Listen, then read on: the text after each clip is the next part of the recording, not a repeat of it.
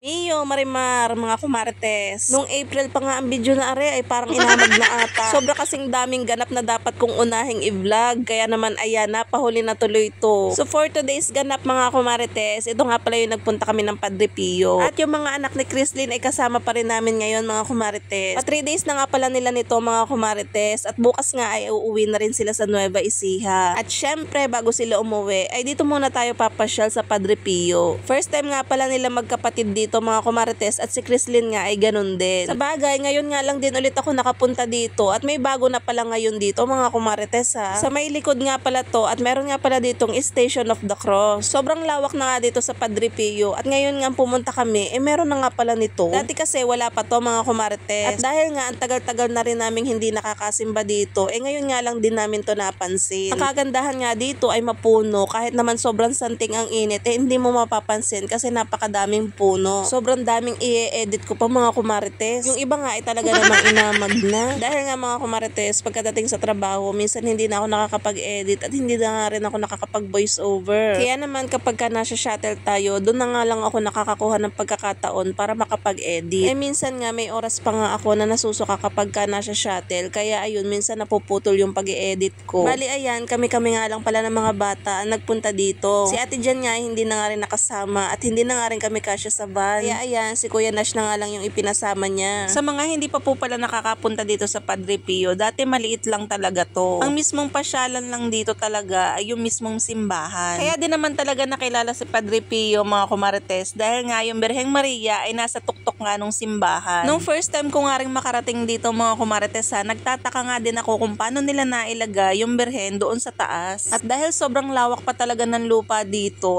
talaga namang nag-improve na si Padre Pio. Dahil hindi lang naman talaga siya simbahan, kundi pasyalan din talaga. Dati talaga, isang simbahan pa lang to mga kumarites. Kita nyo ba yung Birheng Maria na nasa taas? Para kasi siyang dome, tapos nasa taas yung Birheng Maria. Ayan pa lang talaga yung simbahan dito, tapos nadagdagan siya nung isa. Kaya pag nagmimisa mga kumarites, talaga namang kasya lahat ng tao. Tapos dito pa sa gilid ng simbahan, marami ka pang makikita. Nung pumunta nga kami dito, wala palang misa. Parang may oras ata yun. At dahil wala namang misa, kaya ayan, nag-ikot-ikot muna kami dito sa gilid. Bakit nga ba mga kumarites kilalang kilala si Padre Pio? Karamihan sa atin hindi alam kung ano yung history ni Padre Pio. Sa mga Katoliko, mga kumarites, si Padre Pio ang pinakatanyag at bantog na santo. Dahil meron siyang stigmata kung tawagin. Ito yung sugat ni Papa Jesus nung siya ay ipinako sa krus. Ang sabi nila at ang paniniwala nila, ang nakakatanggap lang daw ng stigmata ay yung may malalim na pananampalataya sa Panginoon. Bata pa lang si Padre Pio ay gusto na talaga niya maging pare. Si Padre Pio ay anak ng magsasaka. At noong September 20, 1918, lumabas sa katawan ni Padre Pio yung 5 sugat na nagpahirap kay Kristo noong siya ay ipinako sa krus. Na kung tawagin nga nila ay stigmata. At dahil nga dito, kumalat nga ito at naging bantog at tanyag si Padre Pio. Marami nga din daw ang nangungumpisal sa kanya at bago pa nga sila mangumpisal, alam na ni Padre Pio kung ano yung nilalaman ng puso nila. Kahit nga si Padre Pio hindi nakaligtas sa mga naiinggit. Dahil nung time nga din ni Padre Pio, dahil nga siya ay kilala at nagiging bantog, may mga pare nga din na gusto nga siyang tanggalin sa pagiging pare dahil nga sa inggit. Dahil nga doon ay hindi nga muna siya pinagmisa. Dahil sinasabi nga nila na yung sugat daw ni Padre Pio sa kanyang kamay at paa ay hindi daw totoo, peke daw yun. Kaya naman pinaimbestigahan nga ito. Pero kahit mga eksperto mga kumarites ay walang nakitang matibay na pruweba na kung peke nga yung kanyang mga sugat sa kamay at paa. Dahil daw mga kumarites, yung mga sugat niya sa kamay at paa, hindi daw siya malansa, kundi mabango daw yung tumutulong dugo doon. Kaya naman sinasabi nga nila na miracle nga daw ito. Si Padre Pio ay may mga karamdaman ding iniinda. Namatay siya noong 80 years old siya dahil sa heart attack. At dahil na rin, marami na nga din siyang sakit na iniinda. Tapos dinagdag pa nga yung kanyang stigmata. Hindi rin kasi naghihilom yung kanyang mga sugat. Pero imbis nga nadamdamin niya yung mga sugat na yon, in-embrace pa niya yon. At ang huling words na binanggit niya bago siya namatay ay Jesus Maria. Paulit-ulit na yun yung sinasabi niya. At meron din daw siyang kakayahan na mag-bilocation. Ito daw yung nakikita ka sa dalawang magkaibang lugar ng sabay. At ayun nga, meron din siyang kakayahan na mabasa kung ano yung nasa isip mo kahit hindi ka pa nagsasalita. At nung namatay nga siya at inilibing, hinukay ulit yung kanyang katawan. At nung hinukay nga yung katawan niya, ay hindi nga daw ito naaagnas. Kaya naman dahil nga dito, itinagurian nga siyang pinakabantog na santo. At ayun mga kumartes, yung mga nakalap ko sa Google Google. Baka akala nyo kasi basta ko lang sinabi yon. Andito nga pala tayo ngayon sa Holy Water Sanctuary. Meron nga pala ditong bukal ng tubig at pwede ka nga palang sumalok dito. Yung iba nga na galing pa sa malalayong lugar nagdadala nga sila ng mga lagay ng tubig na walang laman. Tapos kumukuha sila dito. At yan tubig na yan ay pwede nyong ipangbasbas. Pero syempre sasamahan nyo ng dasal.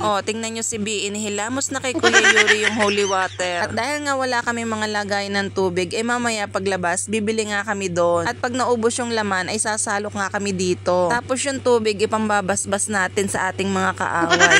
Walang ganon. Sabi nga sa Bible, mahalin natin ang ating mga kaaway. Bagkos ipagdasal natin yung mga taong humihiling sa atin ng hindi maganda. Dahil doon pa lang sa pag-wish mo ng hindi maganda sa kapwa, ay naku, hindi na yan kalugod-lugod sa Panginoon. Lagi nyong tatandaan na sa mundong ito, iisa lang ang buhay natin. Bakit naman natin naaksayahin pa yung ating mga panahon sa mga taong hindi naman tayo gusto? Di ipagdasal na lang natin sila, diba? At dahil nagutom na ang mga person, nagpunta muna kami dito sa mga bilihan ng souvenirs. Nagutom, pero souvenirs ang bibilhin. At ayan, si Kuya Christoph nga ay namili na nga dito. Syempre, pampasalubong sa kanyang jowa. Ay, sorry mga kumarites. Meron ng girlfriend si Kuya Christoph. Naghahanap nga pala kami dito ng mami merienda at ito nga yung nakita ko. Puto siya na may palaman sa gitna. Parang puto pa. 12 pesos nga yung isa. Kaya naman ayan, bumili nga ako para matikman. Si Mudra at saka si ate nga ay bumili nga din ito. Tapos si Kurt naman at saka yung asawa ko, shawarma nga pala yung binili. At bago nga kami ulit mag-ikot-ikot ay kakain muna kami. Dito naman sa loob ng Padre Pio ay hindi naman kayo magugutom. Dahil madami naman food court dito na maaari nyong pagpilian. At marami din pampasalubong dito na pwede nyong mabili. Tapos ayan si Kurt ang gusto ay ice coffee. Meron din yan dito mga kumarites. Pero syempre itong mga batang ito kahit saan magdating french fries ang hinahanap. Pag nakakakita ng fries na merong kasamang juice, ayun yung pinipili nila. Ayan yung mga bata, hinayaan na muna namin kumain. At syempre itong matatanda ay kumakain din. Meron kasi dito nagtitinda mga kumarites nitong pansit habhab. Si B nga ay first time din itong makatikim at nasarapan nga siya. Kaya ayun, napabili sila nung hindi pa luto. Dito din kasi ay may nagtitindang pansit habhab. Lalagyan mo nga lang siya ng pechay tapos itlog ng pugo ay katalo na. Tapos inaalok ni ate si Basti kung gusto daw ng itlog ng pugo. Ang sagot ng Basti, ayaw daw niya kasi baka daw yung hininga niya ay mag-amoy utot. Diba? Ang galing ng mindset ng batang rin. Pagkatapos nga namin kumain at bumili nga ng ilang pampasulubong ay bumalik na nga ulit kami dito sa loob. At dahil wala nga misa ay namasyal na lang kami at dito nga kami nagpunta. Ito sa Sanctuary of the Relics of Saint Padre Pio. At syempre bago nga kami pumasok dyan ay nagpicture-picture nga muna kami dito sa labas. At ayan si Kuya Christoph nga ay panay picture nga din kay Yuri. Si Kuya Christoph nga yung tagakuha niya ng picture. Dito naman pagpasok nyo mga kumarites ay makikita nyo kung ano yung mga ginamit ni Padre Pio. May mga relics din dito na ginagamit noong misa. Tapos meron din kayong makikita ditong damit na sinuot ni Padre Pio. Super tagal na nga din ang damit na yan pero kita nyo naman na-preserve pa din nila. At dito nga din sa loob may makikita kayong nakahimlay na ribulto ni Saint Padre Pio. Pero syempre mga kumarites hindi naman yan tunay dahil yung totoong nakahimlay talaga na Saint Padre Pio ay nasa Italy. At ayun nga daw ay hindi na agnas. At syempre panoorin nyo na lang yun sa YouTube at makikita nyo nga yun doon. Andito na nga tayo sa exit at palabas na tayo. Syempre exit, palabas na. At pagkatapos nga namin dito ay bumalik na nga ulit kami dito sa simbahan. Dito naman ay may TV at makikita nyo dyan kung anong oras ang misa. Parang nakalagay ata dyan ay 7 PM pa. Pero dahil mamaya pa nga yun ay hindi na namin yun maaabutan. Dito nga pala sa tower na to mga kumarites ay pwede kayong umakyat dyan. Yun nga lang ay may oras. Dapat kasi kanina aakyat kami. Sabi namin pagbalik na lang. Ay pagbalik namin sarado na. Kaya ayan ang nangyari, nagpicture-picture na nga lang kami dito sa tapat. Pagkatapos namin magpicture dito ay bumalik ulit kami doon sa holy water. Dahil yung mga nabili nga nilang bracelet ay itutubog nga nila dito sa tubig. Pagkadating nga namin dito ay naandito na nga pala si Nadawin. Tapos yung iba naman ay naghahagis nga ng mga barya dito sa tubig. At ayan si Kuya Nash nga ay nagsasabi nga ng barya kaya binigyan ko. Tapos sabi ko bago nga niya ihulog ay mag-wish muna siya. Hindi ko rin alam mga kumarites kung saan nanggagaling yung tubig na nagmumula dyan. Hindi ko alam kung natural ba na bukal talaga yan or hindi natin alam kung ginawa lang ba nila. At kung makikita nyo nga ay marami nga ding naghahagis ng barya dyan. At dahil syempre mga kumarites hindi nyo pwedeng inumin yung tubig dyan dahil madumi. Dati nga merong mga banga dito sa labas na may gripo. Yun yung pwede nyong inumin. Yun nga lang mga kumarites, nirenovate nga ito at nawala na nga yung mga banga. Pero ang totoo naman na magpapagaling talaga sa inyo ay yung faith nyo talaga kay Lord. Yung iasa ang paggaling nyo sa mga holy water. Ang pagtibayin nyo ay yung faith nyo talaga kay Lord. Kita nyo ba yan mga kumarites? Hindi yan hotel, CR yan. O diba, kita nyo ang ganda na ng CR dito sa Saint Padre Pio. Kahit magpicture ka nga lang dito sa labas ng CR, kala mo nasa ibang lugar ka na. Nagantay na nga pala kami dito dahil kinuha nga pala ni Darwin yung van. Mabilis lang naman yung naging biyahe namin dahil wala naman traffic. Katapos naman ito mga kumarites, kinabukasan, pauwi na nga si Nabi. Sayang at bitin nga sa araw at 3 araw nga lang sila dito.